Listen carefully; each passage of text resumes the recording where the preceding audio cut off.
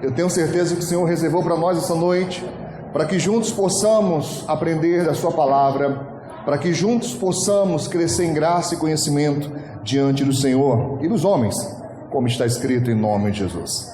Meus amados irmãos, hoje estamos encerrando o nosso propósito, a nossa campanha de oração, ainda no Natal, ainda no nosso culto de passagem de ano, estaremos apresentando o nosso lar, a nossa família, mas especificamente da nossa campanha. Hoje é o nosso último momento e daqui a pouquinho nós vamos estar clamando a Deus por nossa família.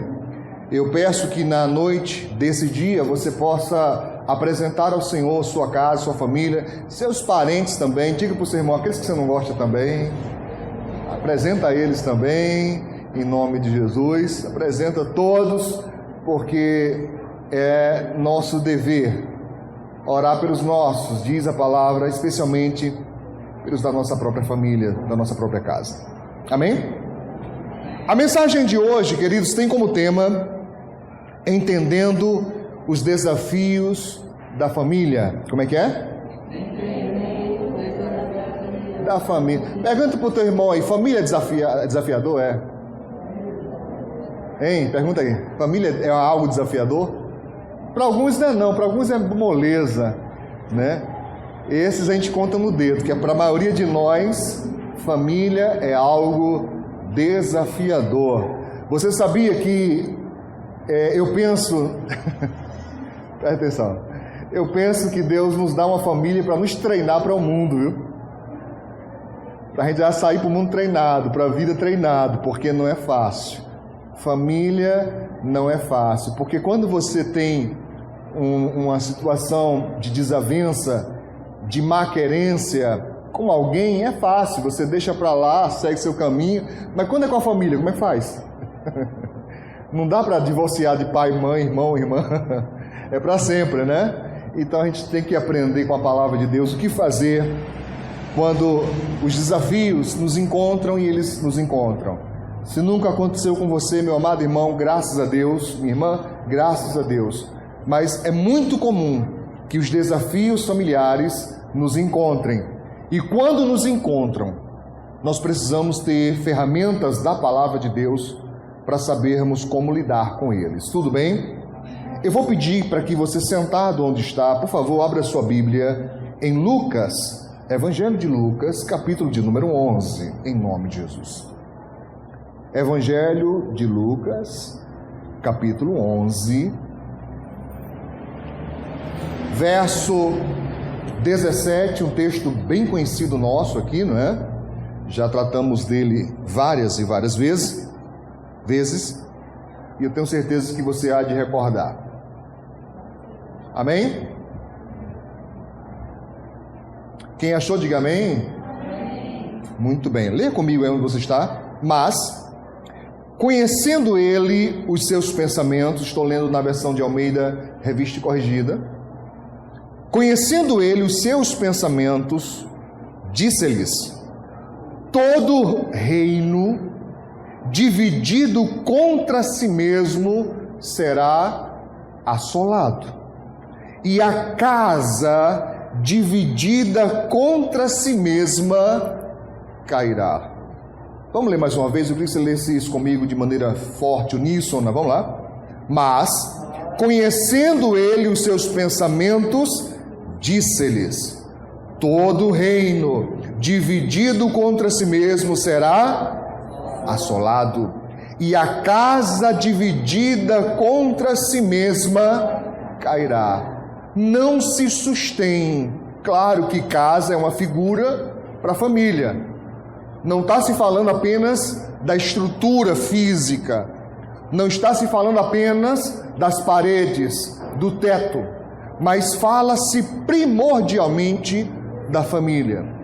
Entenda o seguinte, queridos, por mais que o mundo hoje fale contra isso, e fala muito, na ciência que eu estudo, se fala muito sobre isso, psicologia, fala-se muito sobre isso, família, e há uma guerra velada contra a família. Não estou dizendo que a psicologia guerreia contra a família, mas eu falo o mundo guerreia contra a família, por ser ela a célula máter da sociedade. Você já ouviu isso muitas vezes, que a base da sociedade é a família.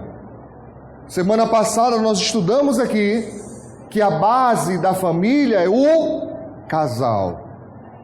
Então, por essa razão, ou pelo menos é uma das principais, que Satanás tem investido pesadamente contra a estrutura do casal, para que também alcance a estrutura familiar, colocando as pessoas em pé de guerra, colocando as famílias divididas contra si próprias. Haja vista que já está escrito: a casa dividida contra si mesma, o quê? Ela vai cair. Ela não se sustém, ela não fica de pé. Está claro para você isso? Está claro? Então, por favor, não pense que é coincidência, não pense que é à toa, não pense que é uma coisa do acaso. Não é. Não é. A investida contra a família tem propósito. A investida contra a família tem ator, que é Satanás. Às vezes você pensa que não, surgiu ali uma questão na família, é assim mesmo, é porque teria que acontecer dessa forma. Não é. É um plano do diabo para alcançar sua família, a minha família, a nossa família, e destruí-la. Porque se ele consegue nos colocar uns contra os outros, então a palavra aqui já nos adverte.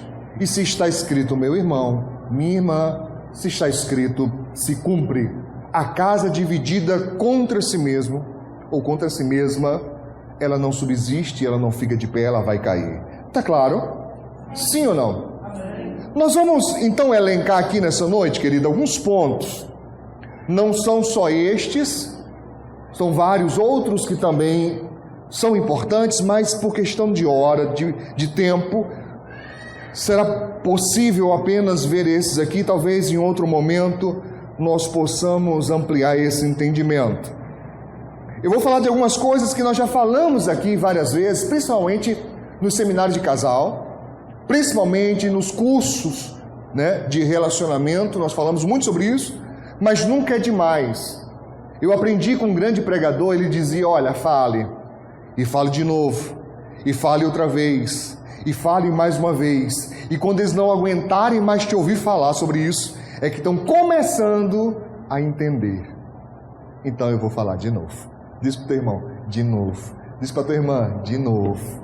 Até entrar esse entendimento, até fazer parte do seu entendimento, Então, desafios do casal na escolha do cônjuge. Eu queria começar por aí.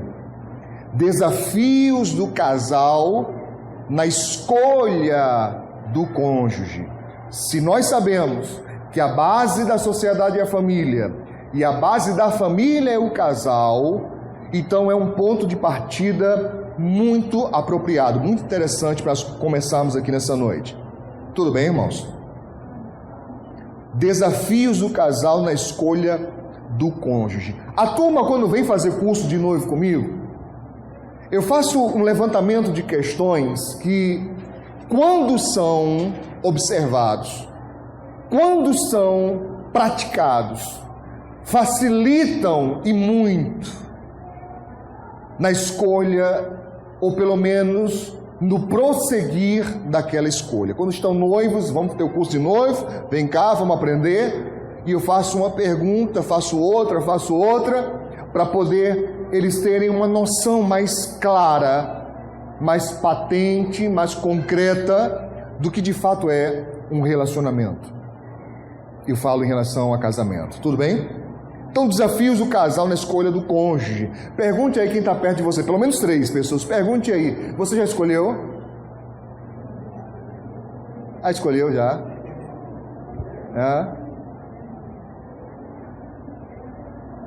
Ei, nós completamos Dia 15 agora, 24 anos de casado, poucos mandaram parabéns para mim, para a pastora, irmão, como é que pode esquecer da gente? Ano que vem nós vamos, querendo Deus, se Jesus não me levar e não levá-la, se Ele não tiver vindo ainda buscar a sua igreja, eu espero que venha, ano que vem nós vamos completar bodas de prata, ó. Maravilha. Amém? Amém. Ela continua do mesmo jeito, eu... Casei, tinha os cabelos brancos, não, tinha não. É. Mas Deus é bom, né, irmãos? Amém? Então vamos lá, desafio do casal. Primeiro, eu queria que você relembrasse, que eu sei que você já ouviu isso várias e várias vezes comigo aqui, com outros pregadores, provavelmente, mas para a gente relembrar isso, é sempre bom a gente manter eficaz essa memória, né, no nosso entendimento. Vamos lá. Primeiro, eu preciso que a pessoa entenda que existem pelo menos dois principais tipos de governo familiar. Quantos? Dois principais, não são só esses, existem outros arranjos, mas pelo menos dois principais tipos de governo familiar, de estrutura familiar. A família patriarcal, como é que é? Família patriarcal, que é quando um homem é o responsável maior, não precisa ser o único, mas ele é o responsável maior pela manutenção, o sustento e pela ordem da família. Você lembra? Já preguei aqui sobre ordem. Ordem denota o quê? Organização e hierarquia. Mais uma vez, organização e hierarquia. Quando a família é patriarcal, tem um pai, um patriarca, normalmente essa pessoa é responsável por isso, por dar manutenção. Não estou dizendo que na família patriarcal a esposa não possa trabalhar e ajudar no sustento, nada contra. Na verdade, até eu diria que é sábio da parte do homem quando o sustento que ele traz não provê toda a necessidade do lar, que a esposa ajude, se for possível.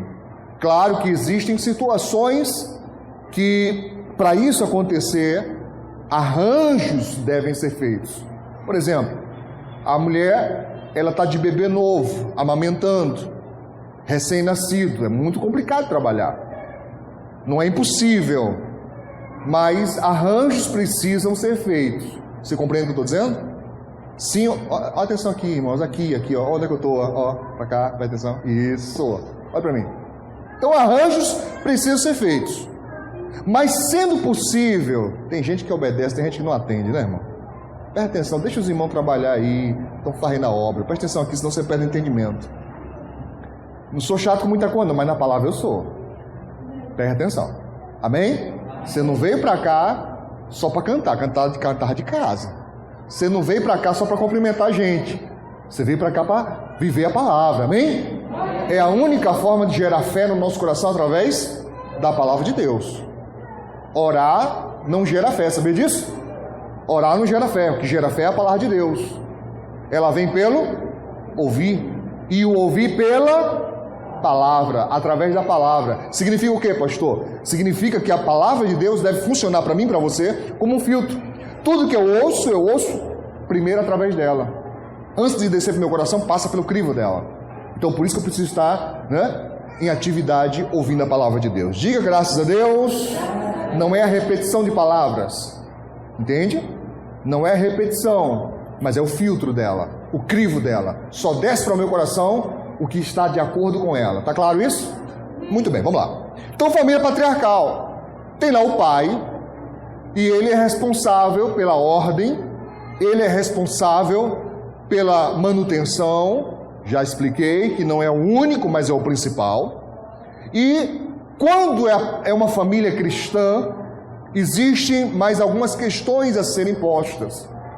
Uma delas, a Bíblia diz que esse homem é chamado de a cabeça. Como assim, pastor? Por que cabeça? Porque é o que manda? Não é isso. A cabeça porque é o que pensa. A cabeça é porque o instrui. A cabeça é porque analisa. Ele está de frente, ele está ali, sabe, na dianteira de proteção da sua família. É certo que alguns cristãos pegaram textos bíblicos e distorceram? Sim, é certo. Semana passada eu falava sobre a submissão. Nós víamos que não existe essa submissão como sinônimo de escravidão na Bíblia. Quando o apóstolo Paulo doutrina a igreja, ele diz: vós mulheres, esposas, sede submissas aos vossos maridos como ao Senhor. Repete: como ao Senhor. Como é que eu sou submissa a Deus? Com tristeza? Sim ou não? Não. Não.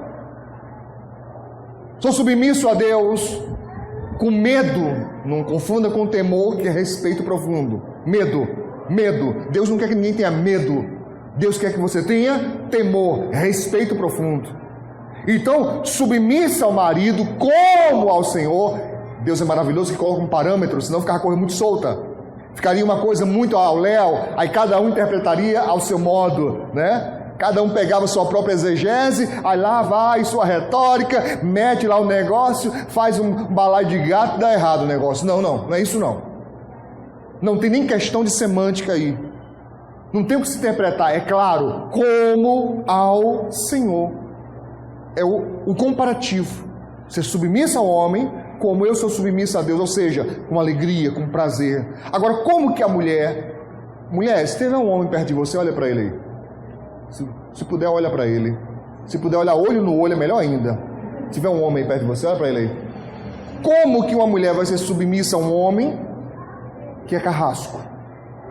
Como que ela vai ser submissa ao homem que é, né? Me perdoe a expressão, eu não me aguento nessas horas, eu vou ter que falar, tá?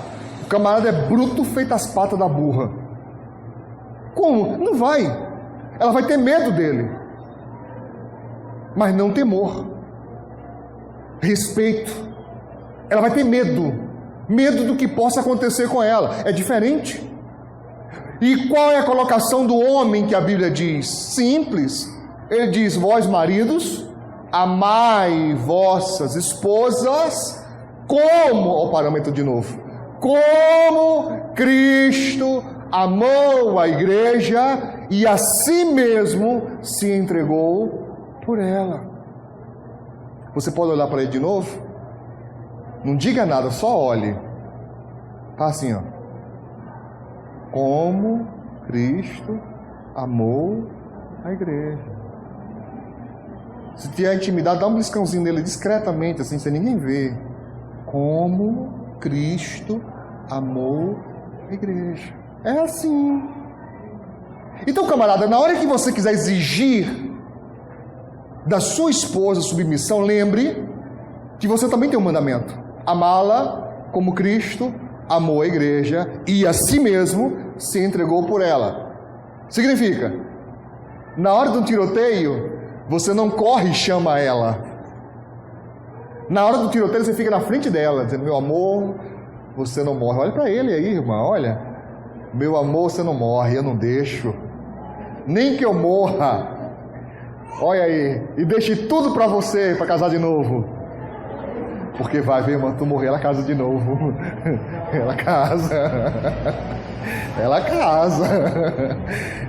Mas eu te amo, rapaz, vou deixar você morrer. Se entregar por ela. Aí a turma quebra o negócio, pega só uma parte que lhe interessa, a outra esquece, finge demência e acha que está tudo certo. Não está. Então a família patriarcal não é como o mundo pensa. Não é como o mundo pinta. Não é como as ciências humanas estão definindo que a família patriarcal é uma família, né, de um camarada ditador, um camarada ali que está apenas para fazer a turma sofrer, tudo debaixo de chicote, né? A turma anda assistindo filme demais, irmão.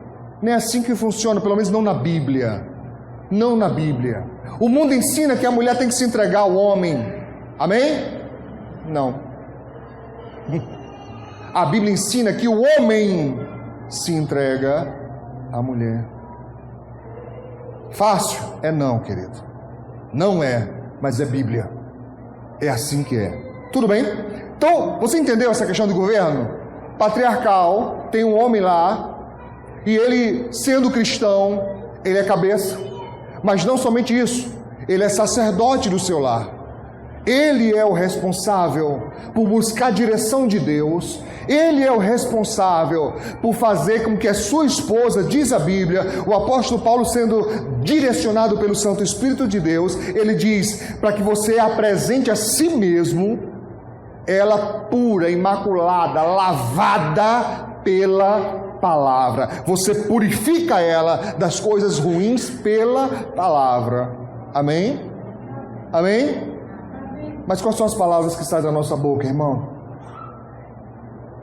Nós temos purificado ou sujado o coração dela com as nossas palavras? Isso é importante. Quer anotar? Anote isso. Deus vai nos tratar.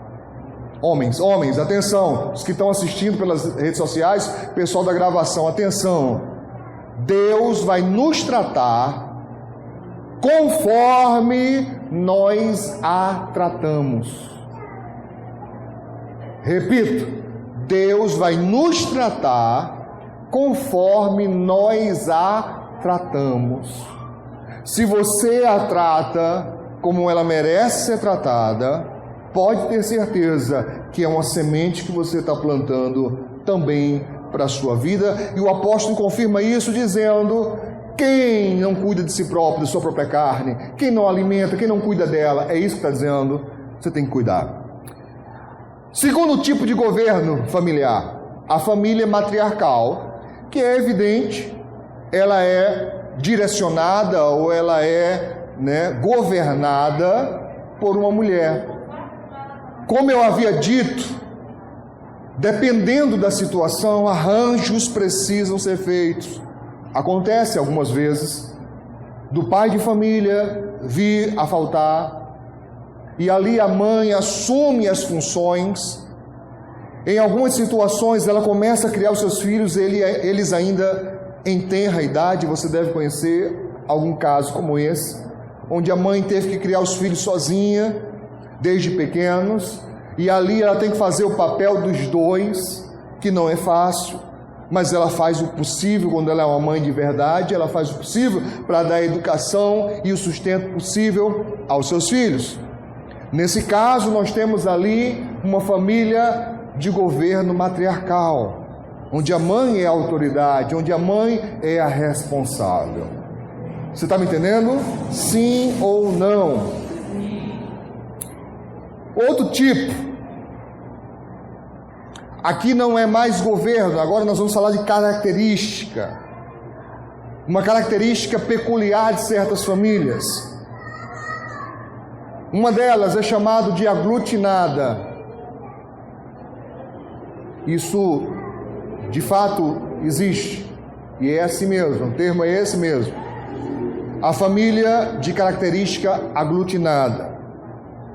Olha, eu separei só alguns poucos pontos aqui de expressão de características dessa família. Vamos lá. A família aglutinada, uma característica bem peculiar dela: eles gostam de proximidade. Eles gostam de estar perto. A família aglutinada sofre muito nesse período agora, porque eles gostam de estar tudo junto.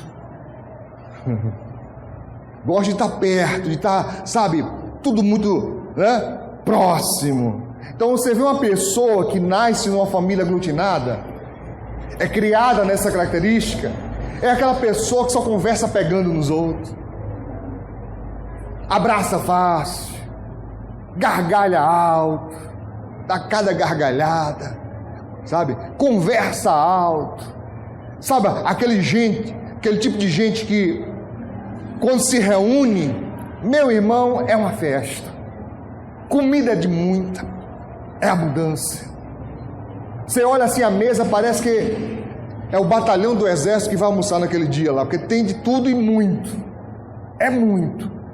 Normalmente a família de característica aglutinada não se importa muito com luxo, não se importa muito com coisas materiais, mas eles gostam muito de abundância. Tem variações, isso não é uma regra, fixa, mas é uma característica que se observa, geralmente se observa nesse tipo de família. E uma outra questão é que eles gostam de estar juntos, de aglomerar, mas eles não gostam muito de atender protocolos. Tá complicado. Você vê uma família aglutinada numa pizzaria ou no rodízio, que, meu irmão, o negócio é bonito. Porque não tem negócio de protocolo, não, meu filho. Tem negócio de vez, não. É quem está na frente já pega o seu, entendeu? Cada um já faz seu prato, já sai comendo. O negócio é menino passando, feijão voando, sabe? É aquele povo que está comendo farofa e conversando ao mesmo tempo. E voa farofa para tudo que é lado. E todo mundo achando graça, sabe? E eles dois deles conversando, você vai apartar achando que é uma briga. Porque eles conversam tão gesticulando assim, sabe? E falando tão alto que de longe você pensa que é uma briga. Você vai para apartar, quando vai ver, eles estão achando graça. Tem hora que a gente não sabe se estão rindo ou chorando, porque parece muito a mesma coisa. É a família aglutinada. O inverso dela é a família dispersiva. A pessoa que é criada numa família dispersiva, irmão, é exatamente o contrário. É uma pessoa que é moderada. É uma pessoa que não gosta muito de toque, pelo menos não em público. É aquele tipo de pessoa que você quer matar ela de vergonha. Um casal, marido ou esposa deu um beijo em público, mata a pessoa de vergonha. Ela não cara com isso. Não gosta, em público não. Não gosta muito de, sabe, ninguém pegando nela, tocando nela, dá agonia, não gosta. É aquele pessoal que prefere as coisas mais simples, mais discretas possível. Sabe, aquela pessoa que chega num lugar, por exemplo, só um exemplo, um restaurante, ela procura aquele lugar mais reservado possível. Ela chega num lugar, ela não se sente muito à vontade de ficar nas primeiras fileiras, a não ser que seja necessário ou coincidência, mas não gosta muito. Ela gosta mais do cantinho ali. Quanto mais discreto, quanto menos visível para ela, mais confortável. Você compreende o que eu estou dizendo? Normalmente são pessoas que gostam muito de protocolos. Elas sabem pegar no garfo direito, sabe? A comida dela é toda arrumadinha dentro do prato. Enquanto a comida do aglutinado é uma montanha, sabe? A pessoa bota assim, vai subir nas camadas. O dispersivo, normalmente, ele pode até comer até mais, mas ele come aos poucos, devagar e sempre, discretamente. É um povo que gosta das coisas do seu devido lugar. É aquele povo que, se você chega na casa da pessoa e você toma água e deixa o copo na mesa, meu Deus do céu, isso dá um problema. Você está entendendo? Sim ou não? Sabe, aquele povo bem regrado. Agora pensa comigo. Imagina uma garota criada numa família aglutinada, onde eles quase brigam pela comida, irmão. Quem chegar primeiro que come, o que vier depois te vira. Quem está comendo aqui, se der, deu. Tem muito, mas chega ligeiro. Casa com um rapaz de uma família dispersiva, onde tudo é muito regrado, tudo é muito na hora, tudo é muito organizado. Pergunto eu a você, eu queria que você transmitisse a pergunta a quem está do seu lado. Vai dar certo?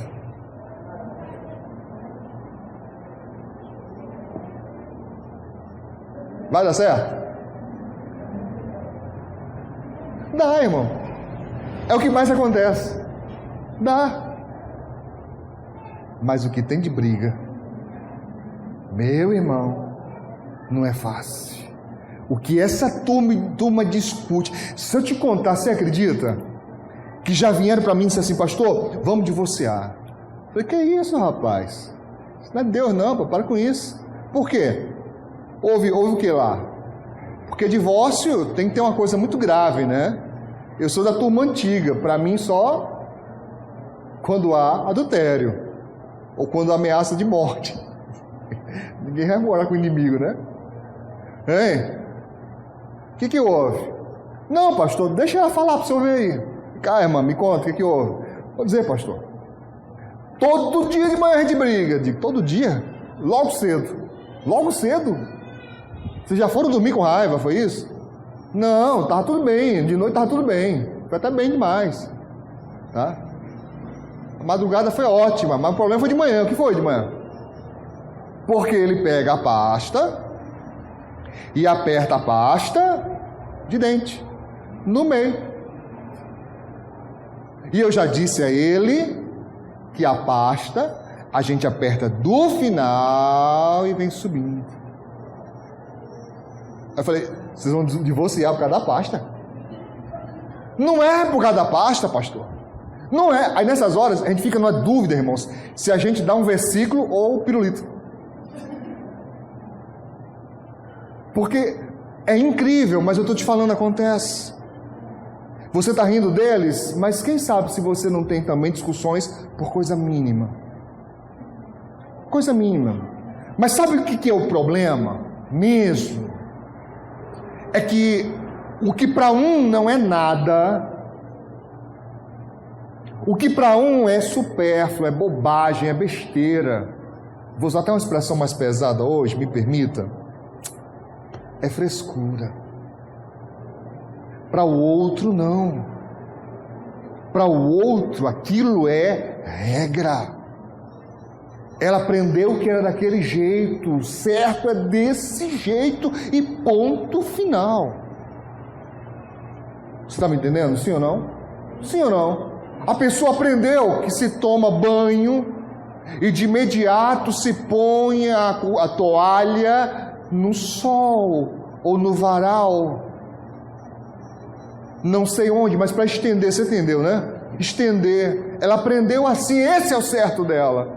O outro toma banho e bota a toalha em cima da cama. E a pessoa quando chega no quarto, que vê a toalha molhada em cima da cama, irmão, vem subindo um fogo assim.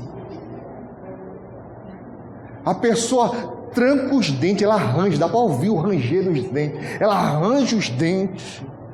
E ela diz, quem foi que botou essa toalha aqui? Aí eu me coloco junto, tá? Nós dizemos assim, quantas vezes eu tenho que dizer? Olha para o teu irmão aí. Diz assim, com muito carinho, para não assombrar a pessoa, diz assim, a vida toda.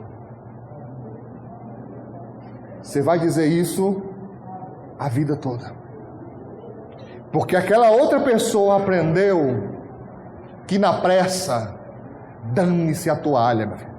Eu jogo para lá, depois quando eu voltar, eu estendo. Aí o irmão falou assim para mim, pastor, mas aí quando eu volto, a toalha não está mais lá? Ela já estendeu. Ela nem aguentava o dia todo a toalha lá. Ela não aguenta isso. Você está entendendo? Sim ou não? Sim ou não? O problema é a toalha? O que é o problema? A incompreensão nossa. Nós não chegamos ao nível de compreender que a pessoa, ela é assim. Ela é. Eu estou te falando de coisas que eu também enfrento, irmão. Não tenho problema com toalha. Eu acho que lá em casa, se brincar, eu que jogo a toalha. Mas eu estou falando de coisas que fazem parte da pessoa, da personalidade. E que para uns aquilo não é possível mudar. Por que não é possível mudar, pastor? Porque é daquele jeito e não tem jeito mesmo? Não é por causa disso não. É porque os hábitos são mais fortes do que a vontade. Nada muda enquanto os hábitos não mudarem. Você pode repetir isso? Nada muda enquanto os hábitos não mudarem. Se nada muda enquanto os hábitos não mudam, e os hábitos são mais fortes do que a vontade de mudar, então você tem um entrave, você tem aí um nó gorde, você tem, sabe, um problema sério em uma coisa simples. É uma coisa muito simples, mas é um problema sério. Porque é o hábito daquela pessoa da vida inteira dela. E ela só vai mudar isso, ela só vai mudar no dia que ela entender que aquilo não é certo. No dia que ela entender que aquilo não é certo, ela faz uma substituição de pensamento. Lembra que eu falei que não dá para matar um pensamento? Não dá para matar uma ideia? Ela tende a se fortalecer. Lembra disso? Aquele velho exemplo que a gente dá sempre. Olha para o seu irmão aí. Segura na mão de alguém que você tem intimidade. Não tem problema aí Cadê o álcool? Tá aí, né? Qualquer coisa você pega o álcool lá. Só que você tem intimidade. Preste atenção. Eu quero que você lute contra um pensamento. Você não pode pensar. Não pense no que eu vou dizer, tá certo? Pense em qualquer outra coisa. Mas não pense no que eu vou te dizer. Elefante. Não pense em elefante. Pense em qualquer outra coisa menos elefante. Pergunta para a pessoa aí, você pensou em quê?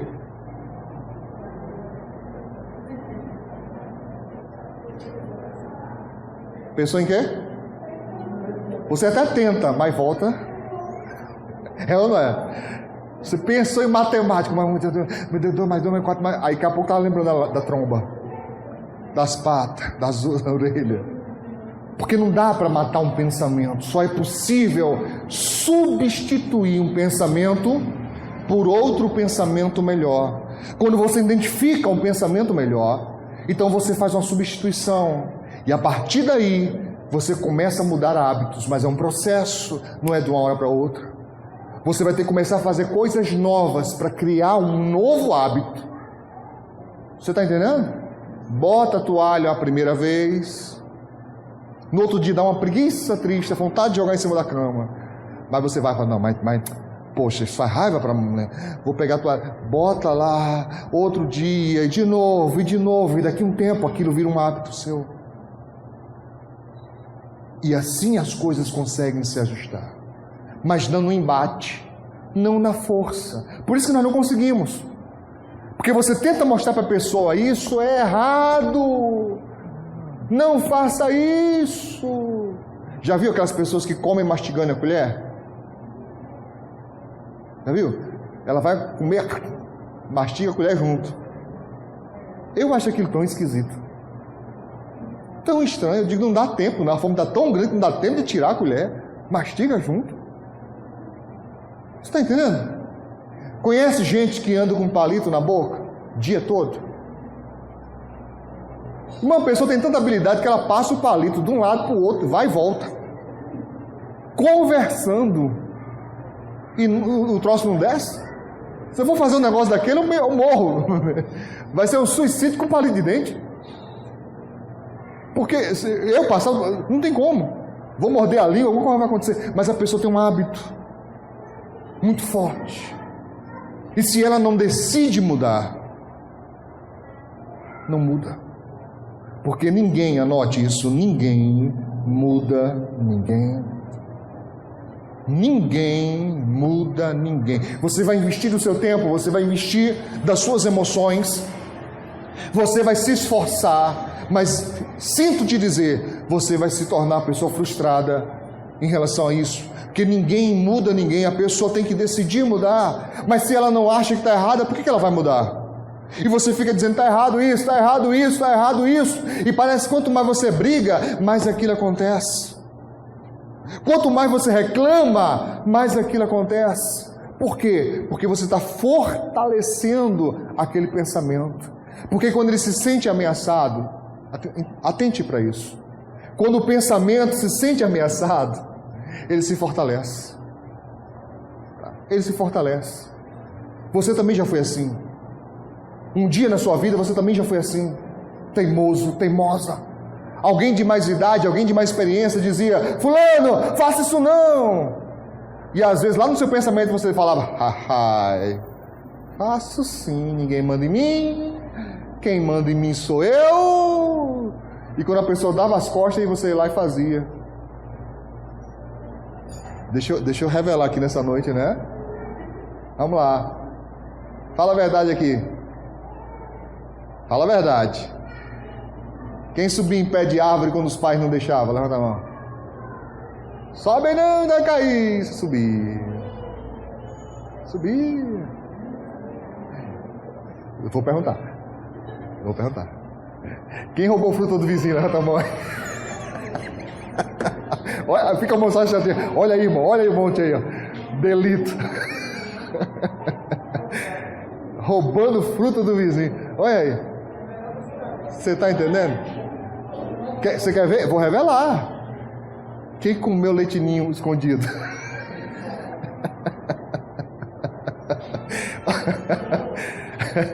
Olha aí. Irmão, um monte de delito aqui hoje. Misericórdia. Vou nem perguntar quem comeu da nome do irmão caçula, que vai que tem aí. Eu comprei 10, a mãe dizia, só tem 7. Cadê os 3 que faltavam aqui? Então, não adianta ficar dizendo para você, não faça. Você tem que entender que aquilo é errado. Por favor, em nome de Jesus, não entenda que eu estou dizendo ou insinuando que não aconselhe. Pelo amor de Deus, não é isso que eu estou dizendo. Nós temos o dever, não é só uma escolha, o dever de aconselhar os outros a não errarem. Mas eu estou dizendo que não dá para você fazer isso à força. Não dá para introjetar o nosso pensamento na mente de ninguém que não queira. A pessoa tem que estar aberto a querer para poder acontecer uma mudança. Você está me entendendo? Então, você imagina o seguinte: uma pessoa, vou usar um homem. Um homem é criado numa família matriarcal. Matriarcal e dispersiva. A mãe era dura na queda, ali rígida. Ele foi criado desde pequeno e acostumou-se a ter uma mulher dando as coordenadas dentro de casa. Você acha que há uma possibilidade de, quando ele casar, deixar que a mulher resolva as coisas? Sim ou não? Há a possibilidade? Sim. Foi a criação dele, assim, ele não tem problema com isso. Isso não tira pedaço dele, não faz com que ele se sinta de alguma forma menosprezado ou inferior, nada, tranquilo. O dinheiro fica na mão da mulher dele, os amigos chamam ele de manicaca, ele nem liga, tá nem aí. Ele até brinca, ele fala: quem manda lá em casa é a mulher. Quem fala mais alto sou eu, mas quem manda é ela. Ela diz: vai lavar a louça, eu digo: vou já! Eu falo mais alto. Não tem problema. Tem casal que não tem nenhum problema com isso. Nenhum. Eles funcionam bem. Eles funcionam numa beleza. Tá tranquilo. Quando é o inverso, pastor? Quando o camarada é criado numa família patriarcal e dispersiva. Ou seja, tinha um homem que era quem organizava o lar, a família, e ele era extremamente rígido, extremamente duro nas decisões e nas ações. É possível que esse camarada cresça e, quando case, ele reproduza isso na sua nova família? É possível? Sim. Foi a criação dele. Já entendeu, né?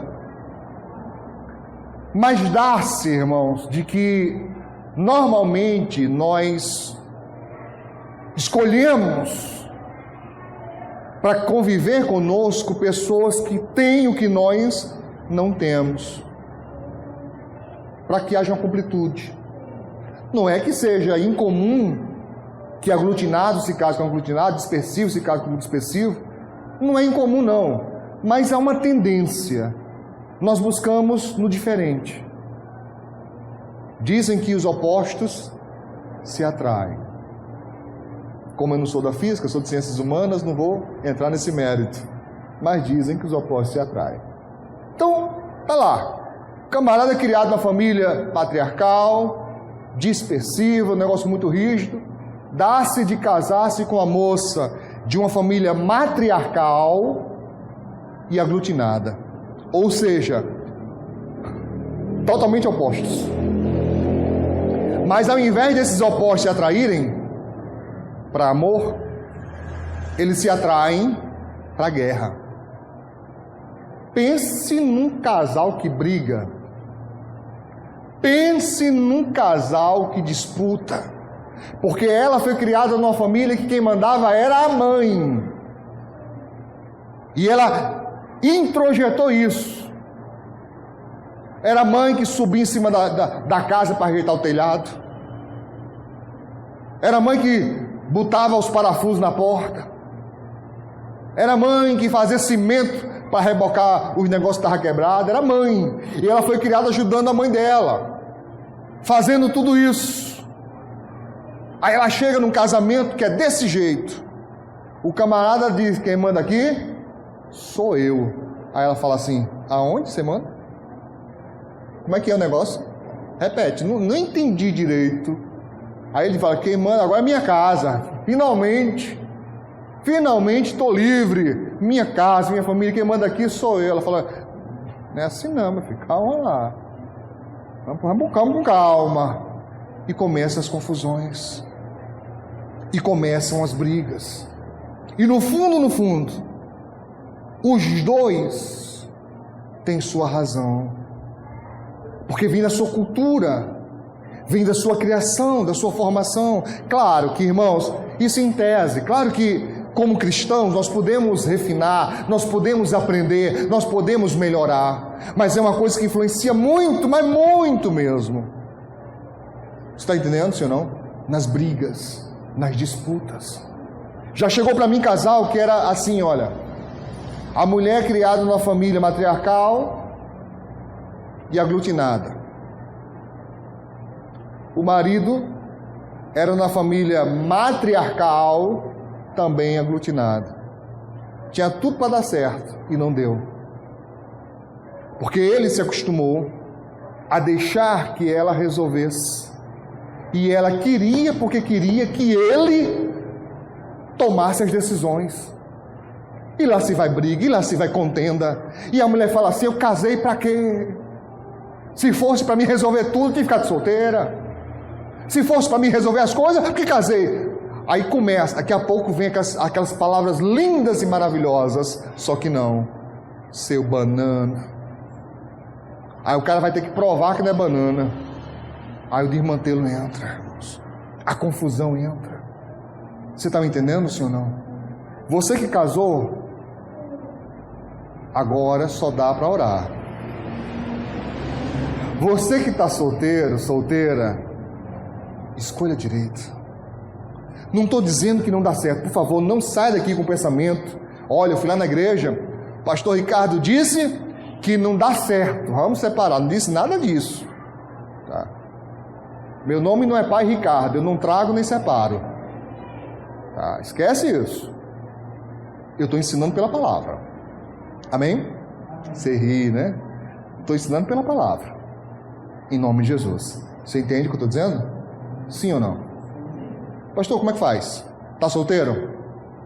Tenha calma. Converse. O problema é que o mundo ensinou que a fase de namoro não existe mais. Trocaram o namoro pelo tal de ficar. Então a pessoa fica aqui, fica ali, fica lá e finda ficando sozinha ou falada. Fase do namoro não se resume a beijos e abraços. Eu recomendo o contrário. Se você é cristão, não quer cair, não quer se dar mal, nunca namore sozinho em lugar isolado. Nunca. Quer ir bem? Quero, pastor, quero ir na bênção. Meu negócio é na bênção. Como é que eu faço? Namore sempre na presença da família. Porque isso já é um filtro para você, um freio para você. Não é que não possa ir num cinema, não é que não possa ir num shopping, não é isso que eu estou dizendo. Mas namore na presença da família, porque você coloca automaticamente um freio. Esse período deve ser investido em conversas. Eu brinco com os noivos aqui, mas é uma brincadeira séria, dizendo, olha, me mostra o contrato. Aí eles falam, que contrato, pastor? O contrato, tem que ter um contrato.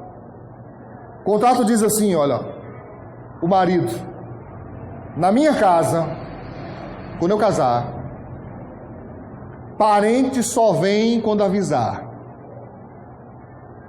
Tem que ligar antes, combinar antes, dia, hora. De chegada e de saída de preferência, mas pelo menos de chegada. Dia e hora, contrato. Para me preparar, né? Eu quero receber os parentes, a casa tem que estar arrumada. Quero receber os parentes, comprar ali um negocinho. Então me diz a hora que você vai chegar. Marido. A esposa, quando eu casar, maninha vai morar comigo. Só que ela nunca disse isso a ele. Entende o que eu estou dizendo? Aí tá lá, a maninha, que é viúva, tadinha, mora sozinha, não tem ninguém com ela. E a filha dizendo, quando eu casar, a maninha vai comigo, vou deixar a manhã sozinha. E ele pensa, parente aqui nunca mais. Nunca mais, estou livre, é minha casa. Aí casam, vão para a lua de mel. Quando ele volta, manhã está esperando já.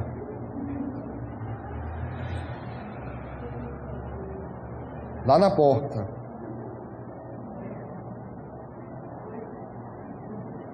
Aí ele olha assim, sabe, quando você não consegue controlar a reação, a cara fecha.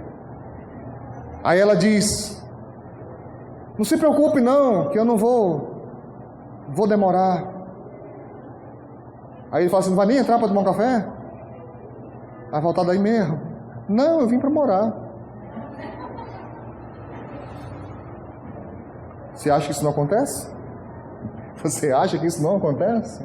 Acontece e acontece muito. A mulher pensa às vezes no contrato dela, ai, bora casar logo. Ai, eu acho tão linda a família assim, eu quero ter, olha aí para ele aí. Eu quero ter assim uns 5 filhos. Ai, é linda assim, aquela casa cheia de criança, tão alegre, sabe? Os meninos brincando assim, acho tão lindo, tão, sabe? Eu acho lindo aqueles filmes assim, aquela escadinha para tirar foto, tão bonitinho. Do pensamento dele, rapaz, não quer ter nenhum, pelo menos pelos primeiros 20 anos, para poder curtir o negócio, né? Poder viajar sem me preocupar. Só que ele nunca disse isso a ela, e ela nunca disse isso a ele. Um certo dia chega ele do trabalho, cansado, o patrão pegou no pé, os pés doendo, veio de ônibus, o ônibus balançando, tinha um camarada ao lado dele, segurando no ferro, com o desodorante vencido, ele ali muito agoniado, vomita ou não vomita, já estava verde, doido para chegar em casa, lembrando das contas para pagar, lembrando das coisas que tem para resolver, boleto. Quando ele bota o pé dentro de casa, ela fala assim, amor, tem uma surpresa. O que foi? Aí mostra o resultado. Estou grávida. Aí ele não sabe se ri, se chora. E nunca conversaram sobre isso. Então eu incentivo os noivos dizendo, faz o contrato agora. Faz o teu todinho, mostra para ela, irmãzinha, faz o teu também, mostra para ele, que é para ver os pontos de convergência e divergência. Agora dá tempo de resolver alguma coisa. Depois que tu casar, tu vai ter problema. Entende o que eu estou dizendo? Sim ou não? Então, um dos pontos centrais dos problemas da família foi porque o casal não teve nenhum planejamento, não houve conversa, não houve interação, não sabiam nada um do outro, gostos, não sabiam preferências, não sabiam nada, tiveram que descobrir isso na marra. já com o bonde andando, tiveram que se adaptar a coisas que sempre odiaram. Como é que você vai conviver com algo que você odeia a vida inteira, irmãos? Por exemplo, algumas moças, algumas senhoras, muitas delas, têm um nojo tão grande quando alguém arrota. Tem um nojo, sabe? A pessoa, aí casa com um homem que arrotar para ele é diversão. Irmão, eu já vi o cara arrotando o hino nacional, você acredita isso? Com todas as notas, inclusive dissonantes. Tinha até os breques, tinha tudo, arrotando o hino nacional. Aí imagina ela olhando para ele. Ele arrotando e ela aqui dentro. Ai, que nojo. Mas como é que ela vai dizer para isso? Eu tenho nojo. Entende o que eu estou dizendo? Sim ou não? Sim ou não? Sabia que tem famílias onde as pessoas não fecham a porta do banheiro? Sabia disso? Não fecha. O cara foi acostumado assim. Ele faz as suas obras-primas com o banheiro aberto. Aí ela entra lá e olha aquilo. Ela nunca tinha visto uma cena dessa. E aquela imagem vai ficar na cabeça dela por dias. Eu não sei se vocês estão rindo, é porque estão lembrando de alguma coisa, né? Eu prefiro não saber. Deixa quieto aí. Então tem que, sabe, ver essas coisas, conversar essas coisas agora, antes. Porque depois vai querer separar por causa de uma pasta de dente, mas não era a pasta de dente. É a cultura. É a vida. Entende? Sim ou não? Irmãos, vamos adiantar aqui que eu me alonguei muito hoje. Por favor, abre sua Bíblia em Efésios, carta de Paulo aos Efésios, no capítulo de número 6. Nos alongamos muito hoje, eu nem vi a hora passando. Culpa de vocês, ficam rindo e me atrapalha aqui. É não. Efésios capítulo 6, versículo 1 ao 4 diz: Vós filhos, sede obediente a vossos pais no Senhor. Aqui não diz se os pais são bons ou se são maus, se são corretos ou não são corretos, se são boas pessoas ou não, mas diz: sede obediente a vossos pais no Senhor. No Senhor, parâmetro. Eu não tenho que obedecer pai ou mãe que me manda pecar. Eu não tenho que obedecer pai ou mãe que me manda fazer nada contra a vontade de Deus. Mas fora algo que me distancie de Deus, eu tenho que obedecer, porque isso é justo. Honra a teu pai e tua mãe, que é o primeiro mandamento com promessa. Versículo 3, atenção a ele, marque ele aí, para que te vá bem e vivas muito tempo sobre a terra. Queridão, se você desonra seus pais, as coisas não vão bem para você. Simples assim. E não tem a ver com idade, viu? Porque obedecer, ser sujeito a eles, tem um limite. Tem um limite. Até a maioridade. Jesus foi sujeito aos seus pais também, até completar 30 anos. Ele foi submisso a eles, está escrito. A partir disso, maioridade para eles naquela época, ele toma novo rumo, e a partir daí, não diz que ele era mais submisso, pelo contrário, quando Maria, junto com os irmãos de Jesus, chegaram e disseram: manda dizer que nós queremos falar com ele, e alguém interrompe o ensino, interrompe a pregação, para dizer: tua mãe e teus irmãos estão ali fora, querem falar-te. Ele diz: quem é minha mãe? Quem são meus irmãos? E ele mesmo responde: os que fazem, os que cumprem a vontade do meu Deus, do meu Pai. Esses aí, mãe, pai, irmãos. Mãe, irmãos, perdão, pai não falou. Mãe, irmãos, minha mãe, meu irmão. Ou seja, eu não vou parar a obra, eu não vou parar o que eu estou fazendo para Deus, porque minha mãe está chamando. Agora a coisa mudou. Você casou, camarada? Sua mãe não pode chegar na sua casa e ditar regra. Para com isso. Você casou, meu irmãozinho? Não vai com essa conversa de: porque mamãe fazia o arroz assim, o feijão assim. Você queria comer o feijão de mamãe, o arroz de mamãe e ficasse na casa de mamãe. Sua mãe não tem liberdade para chegar na sua casa e destratar a sua esposa. Quem manda naquela potroca é sua esposa e você, não é sua mãe. Amém? Sua mãe é convidada, seu pai é convidado, mas honra é outra coisa. Honra, ele diz, teu pai e tua mãe não tem idade para isso. Quando você honra seu pai e sua mãe, diz a Bíblia Sagrada, as coisas vão bem para você e você vive muito sobre a terra. Quer que as portas se fechem? Quer que os seus dias diminuam? Desonre seu pai e sua mãe. Isso é certeza. E muitos filhos, muitos nessa nossa geração agora, essa nova geração, fazem exatamente o oposto. Desobedecem e desonram. Ele diz também aqui, e vós, pais, não provoqueis a ira a vossos filhos. Não pode partir de você a provocação. Você não pode provocar neles a ira, mas criai-os na doutrina, ensino, e admoestação, repreensão. Eu ensino e repreendo conforme o que está escrito na palavra de Deus. Está escrito na doutrina e admoestação do Senhor. Se eu vou chamar um filho meu a atenção, eu tenho que lembrar de fazer isso segundo o que está escrito na palavra de Deus. Mas é lógico, quando Paulo diz, vós pais, não provoque a ira a vossos filhos, não é um atestado para eles fazerem o que quiserem. Não significa dizer, deixar eles fazerem o que quiserem, não é isso. Porque só o fato de repreender já pode provocar ira. Mas entenda, quando eu repreendo segundo a palavra, eu estou acobertado de uma autoridade espiritual. Não só sou eu falando, não só sou eu, a minha pessoa falando, é a palavra de Deus falando.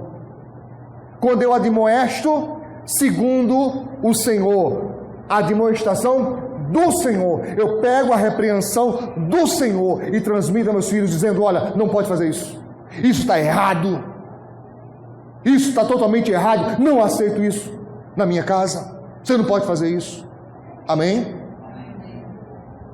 Até eles chegarem à maioridade, a responsabilidade é sua, totalmente sua, mas não segundo a sua ira, não segundo o seu coração, mas segundo o Senhor. Bem rapidinho, irmãos, aqui eu falei do desafio do casal, rapidinho falando sobre o desafio dos pais. 3 pontos eu quero falar rapidinho com você aqui. Um dos desafios mais recorrentes entre pais e filhos é a velha guerra entre gerações. Na idade de pré-adolescência até a fase de jovem adulto, por volta dos 20, 21 anos, pode ser um pouco mais, pode ser um pouco menos, depende de cada pessoa, é a fase que a gente chama de jovem adulto. Eles têm a tendência ao desafio, eles ficam forçando limites para ver até onde pode ir. Então eles vão te desafiar o tempo inteiro, o tempo todo. Claro, isso não é uma regra fixa, imutável. Claro que há adolescentes que são obedientes, claro que há adolescentes que são totalmente solícitos aos seus pais, mas uma grande esmagadora maioria deles, eles são desafiadores. Você diz não vai, eles vão. Você fala é perigoso, eles falam não é. Você diz olha, cuidado, eles falam com o quê?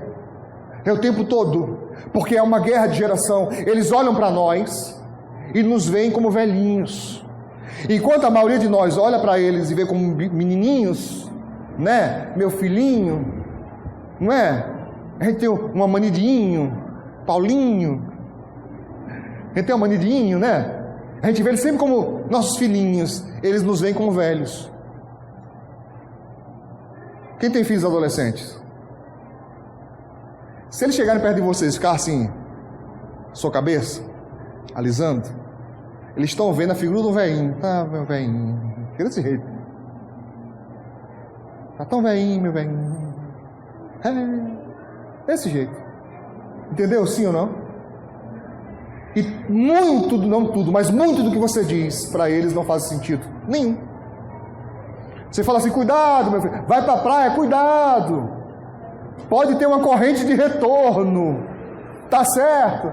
Eles falam, pai, mãe, pelo amor de Deus, já ouvi isso. Chegam na praia, o que eles fazem?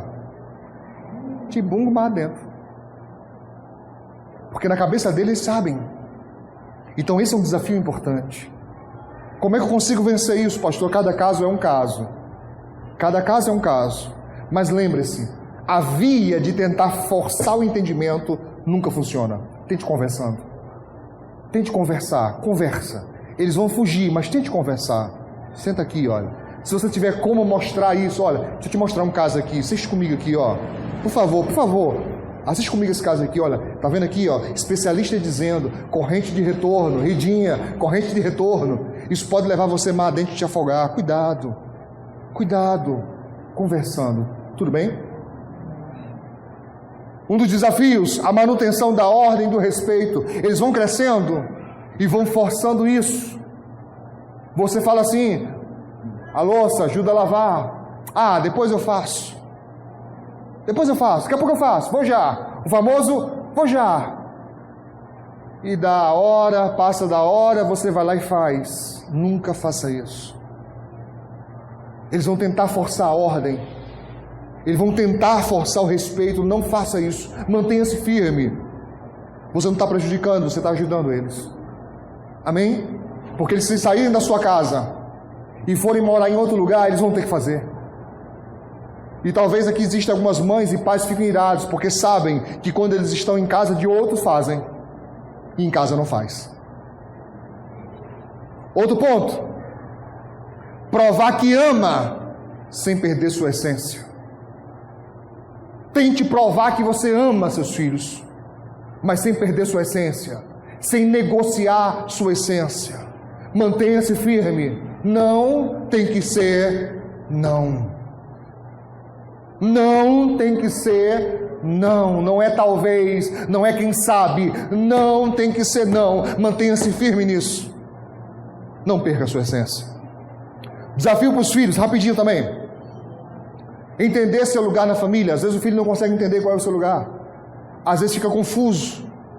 Às vezes ele não sabe se tem que ser mais responsável, mais adulto, ou se ele pode ser mais, na boa expressão da palavra, relaxado, no sentido de tranquilo, se pode deixar a coisa correr um pouco mais frouxa, ou se tem que tomar alguma decisão. Às vezes, saber se colocar na família é complicado para alguns filhos. Não colocar a união da família em risco por causa das suas próprias escolhas egoístas. É um desafio para alguns jovens. Porque eles querem desbravar o mundo, querem abraçar o mundo com as pernas de uma vez só.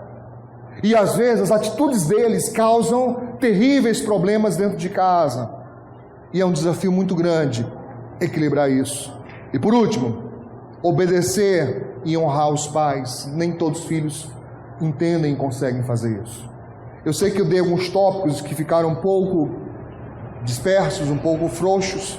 Por causa da hora, eu precisaria de mais tempo para explicar cada um desses pontos.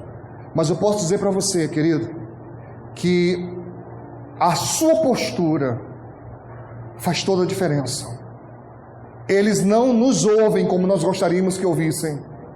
Mas a nossa postura, se você tiver uma postura firme, não estou falando de brutalidade, não estou me referindo a grosseria, mas firme, a sua postura vai fazer toda a diferença. E uma hora dessas eles vão ver e vão perceber que você não é inimigo, não é inimiga, que você no fim quer o bem deles, em nome de Jesus. Amém? Vamos aplaudir o Senhor bem forte. Glória a Deus. Aleluia. Muito bem, você que acabou de assistir essa mensagem, eu estou pedindo, me ajude a divulgá-la para muitas e muitas mais pessoas. Nós temos o nosso canal no YouTube, onde nós enviamos as mensagens. Se você puder compartilhar essas mensagens, se inscrever também no nosso canal para nos abençoar, fazendo com que a palavra de Deus chegue a muitas e muitas mais pessoas, nós ficaríamos muito felizes e agradecidos. Então se inscreva no canal né, e compartilhe as mensagens, porque então assim você vai estar nos ajudando e será também um canal de bênção no nome de Jesus.